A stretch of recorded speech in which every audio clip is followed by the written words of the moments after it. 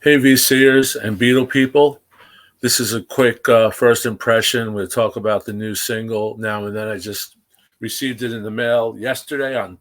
Was actually a Sunday when I got it, which was typical Amazon. Come anytime, any place, anywhere. But I want to show you how it was packaged. It it wasn't good. I had ordered two. One to give as a gift and one to keep. It's a 12-inch single. I didn't get the colored variants of the 7-inch, but I got it, and it seemed light when I brought it in, and I didn't think anything of it because didn't know if it was lightweight or 180 gram, but it seemed light. But it's in a bigger box, so it's kind of distributed. But this is how it came.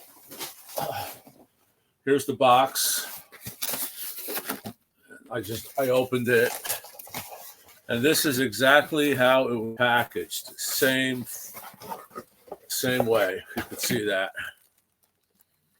No protection whatsoever for the LP. Just this, pillows, air pillows in there holding the record in place. But the record was moving. Fortunately, for me or for Amazon, however you want to look at it, the record was perfect. I didn't see any crinkled edges or bumped edges or anything. So was really a tight sleeve. I sliced it open with a razor. I cleaned it on my VPI and I played it. So happy to get it.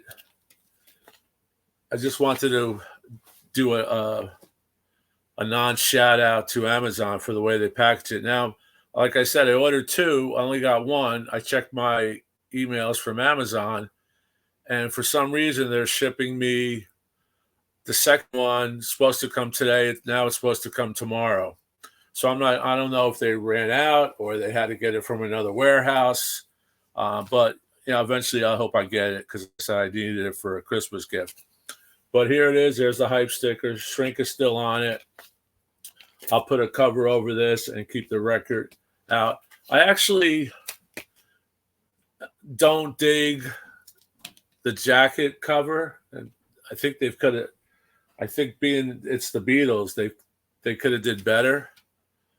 I'm not sure what the intent was, but this is the logo that we're going to be seeing forever now. The back is cool. I think the back is better, and the clock has significance, which I didn't know. And if you see closer, there's the that great foursome Beatle photo, I believe from the Love Me Do single.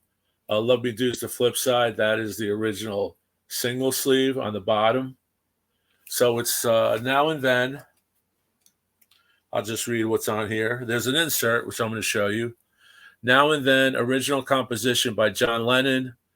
The Beatles version by John, Paul, George, and Ringo, produced by Paul McCartney and Giles Martin. Love Me Do, Lennon and McCartney, produced by George Martin. 223 mix. I believe it's a stereo mix as well. Now, inside we have the British cut white inner. That's the British cut there. If you ever see these for you young kids out there. And here's the record.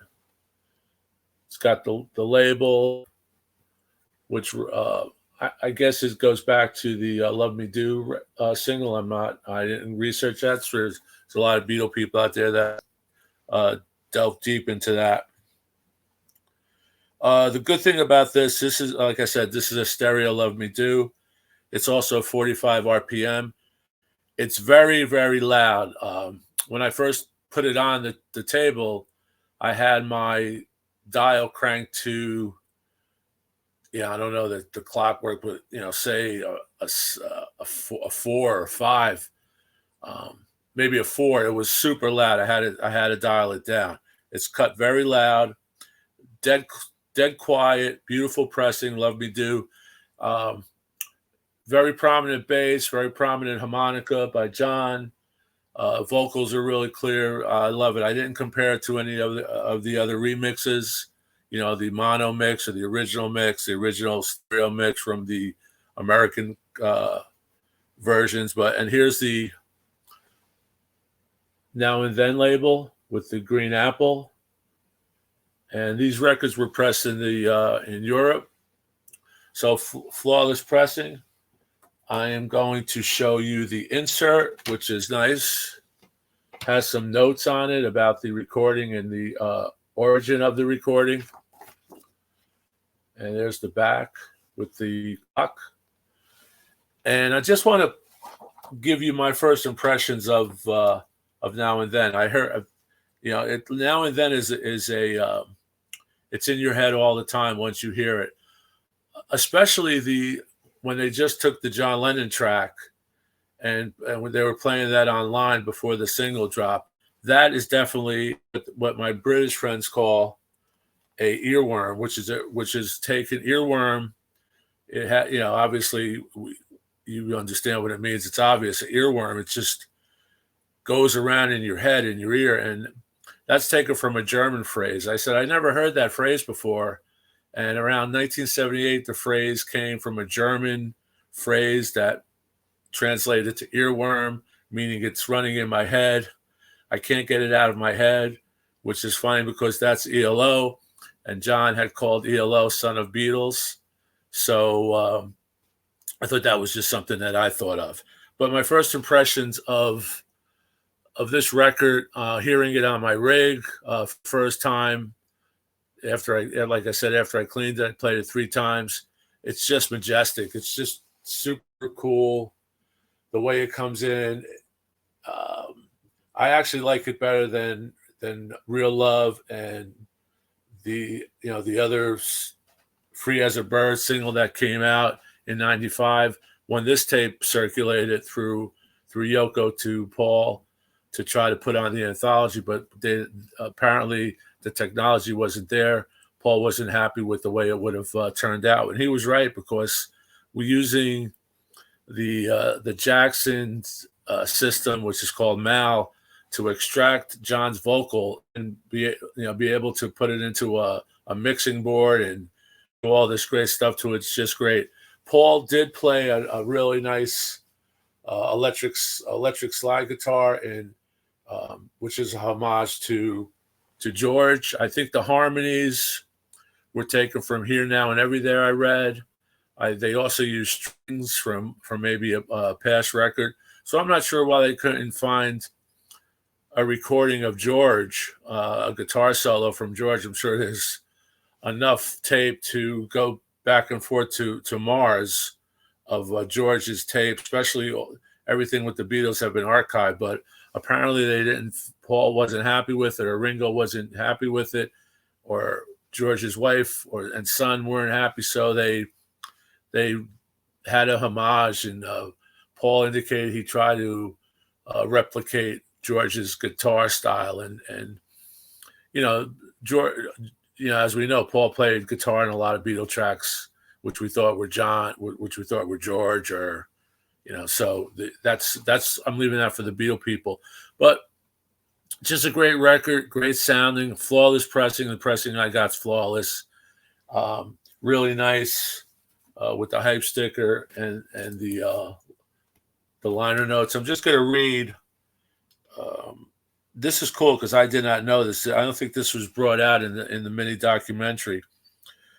But there was one final bit of happenstance, eventually reflected in the image used, along with a new painting by the acclaimed American artist Ed Ruscha on the song's accompanying cover art. It's a clock featuring the words "Now and Then," and that's that clock. Okay. If you could see it, it says Now and Then. Right? And like I said, there's the original Love Me Do It 45 sleeve. But then it gets cool. It gets interesting. The Now and Then clock was created by an American artist called Chris Giffen. I'm sure these clocks are going to be, if they redid these clocks, they probably would sell 100,000 of them right off the bat.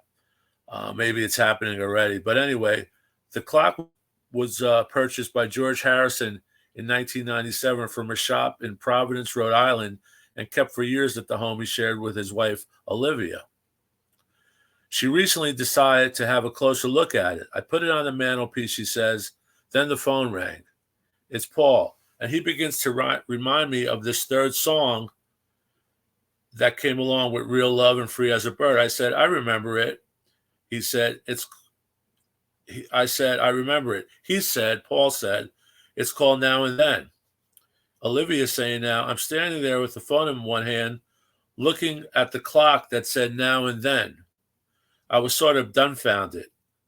I said, I think this is George saying it's okay. So I just got the chills. That's a great story. It's a really nice liner note that we have here. And on the flip side, we have a composition, the written lyrics of the song by John, which is really cool. And just the credits, where it was cut, where the record was cut. They give credit to Jeffrey Emmerich, which is cool. He must have worked on it back in the day. And a new stereo mix of Love Me Do, which I like a lot. I didn't compare it to any of the other mixes, like I said, but I like it a lot. Just I recommend this record. Even if you're not a Beatle completist, it's something that you should have. The 12-inch sounds great. It's a European German press. So, but I just wanted to give my thoughts on. I'm listening to this record over and over again, and the first thing I thought about was I thought that based on the timeline,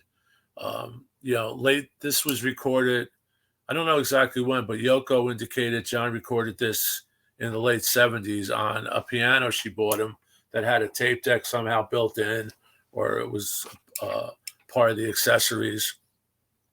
So this was late 70s. Now, I think this is my opinion, and I know the relationship between John and Yoko had its ups and downs, because in the late 73, John took his famous Lost Weekend with May Pang, who I was happy enough to meet at a Chiller Theater convention a few times. Talked to her briefly. I didn't get her book because I figured I don't need to know. I know enough of the stuff I want to know about the Lost Weekend because I read tons on it.